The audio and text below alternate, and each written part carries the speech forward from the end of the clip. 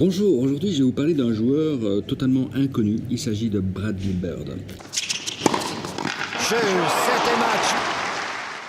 En fait, ça a été souvent la bête noire des grands joueurs de tennis. C'est un joueur qui n'a jamais gagné de tournoi important, mais par contre, il a souvent battu des gens importants. À la fin de sa carrière, il a écrit un bouquin qui s'appelle Winning Ugly, qui veut dire vraiment ce que ça veut dire. C'est-à-dire qu'il avait une capacité à faire mal jouer l'adversaire. On s'est aperçu finalement, alors que c'est pas un joueur très spectaculaire, on a compris en fait quelle était sa stratégie. Et sa stratégie était particulièrement une stratégie mentale. Alors par exemple, il rappelle les fondamentaux. Et il est clair que quand vous arrivez sans stratégie, vous ne gagnerez pas. Donc par exemple, il rappelle qu'avant de monter sur un terrain, il faut savoir ce que vous voulez provoquer et ce que vous voulez empêcher. Et donc c'est vrai déjà de répondre à ces deux questions. Que voulez-vous provoquer? Que voulez-vous empêcher? Rappelez-vous votre dernière visite commerciale. Avez-vous en tête ces deux questions? Déjà, c'est déjà le début d'une stratégie. Brad Gilbert va également accentuer beaucoup sur ce qu'il appelle des points de perspective. Donc souvent, en fait, on dit qu'un joueur de tennis professionnel gagne souvent. C'est quelqu'un qui joue les points importants, notamment ce qu'on appelle les avantages sur le service adverse de faire le break. Mais lui, il accorde plus d'importance ce qu'il appelle des points de perspective, c'est-à-dire le point d'avant, c'est-à-dire le point qui va justement donner ce point important. Et souvent,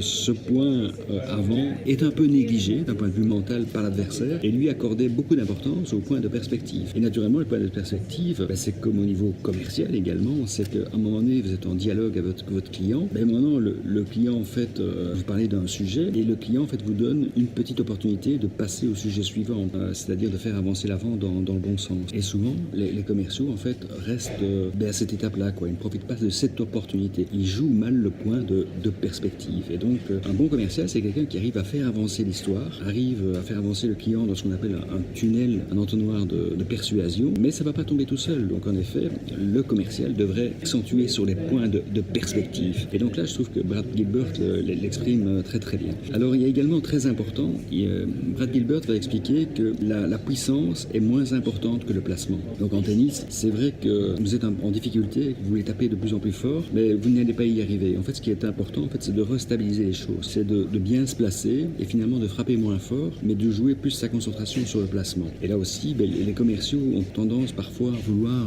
impacter très fort et donner les arguments, alors qu'il vaudrait mieux construire son chemin de la persuasion et jouer plus sur le placement que sur la puissance. Alors Brad Gilbert va également expliquer l'importance de bien démarrer un match. Et donc lui, il va dire par exemple qu'au début, pas de faute directe lors des premiers jeux. Et il ne faut pas donner le maximum au début. Donc il faut pouvoir monter en puissance. Et donc c'est vrai que c'est comme dans la vie d'un commercial. Donc quand vous rencontrez un client et que directement vous commencez avec des arguments massus, peut-être que la personne de l'autre côté n'a pas envie de vouloir boxer comme ça directement. Donc après, il faut toujours dans une perspective en fait qu'un entretien a un objectif, mais que ça doit être un entretien qui va durer en général entre 45 minutes et 1 heure. Et donc, il faut commencer doucement. Brad Gilbert l'explique très très bien. Il n'a pas expliqué la vente, mais il a expliqué le tennis. Vous savez que je suis persuadé que la vente ressemble très très fort au tennis. Alors, très important, c'est en termes au moment de la conclusion, il accorde beaucoup d'importance. À un moment donné, c'est qu'en fin d'un set, par exemple en tennis, il y a le tie-break, l'adversaire doit mériter tous les points. Donc, il faut se battre, mais comme un fou. Et au niveau commercial,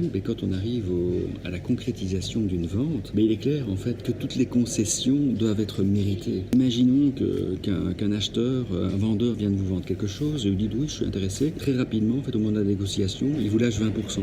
S'il vous donne tout de suite les 20%, vous êtes très déçu en fait, parce que vous dites oui, en fait, s'il me donne 20% tout de suite, c'est que je peux encore demander plus, quoi. Par contre, s'il vous donne l'impression qu'il faut se battre comme un fou pour qu'il vous accorde non pas 20% mais 2% de discount et qu'il a fallu 25 minutes, en effet, le discount, vous l'aurez gagné. Et vous aurez ce sentiment en fait d'avoir gagné la partie. Donc en fait, encore une fois, Brad Gilbert, l'importance que tous les points doivent être gagnés, doivent être mérités par l'adversaire. Donc voilà, c'était peut-être un peu long aujourd'hui. C'est bizarre de parler d'un inconnu, mais finalement, c'est peut-être Brad Gilbert celui qui mériterait de faire une capsule toutes les semaines. Donc je ne peux que vous recommander d'acheter ce livre. En fait, il a été réédité plusieurs fois. Winning Ugly de Brad Gilbert. Je vous recommande de plutôt l'acquérir en anglais parce que souvent, en fait, les traductions de bouquins comme ça sportifs ou des business books sont relativement mal traduites. C'est assez facile à lire. Donc Winning Ugly, Brad Gilbert, et vous deviendrez un commercial hyper performant. À bientôt. You can't be serious, man. You cannot be serious!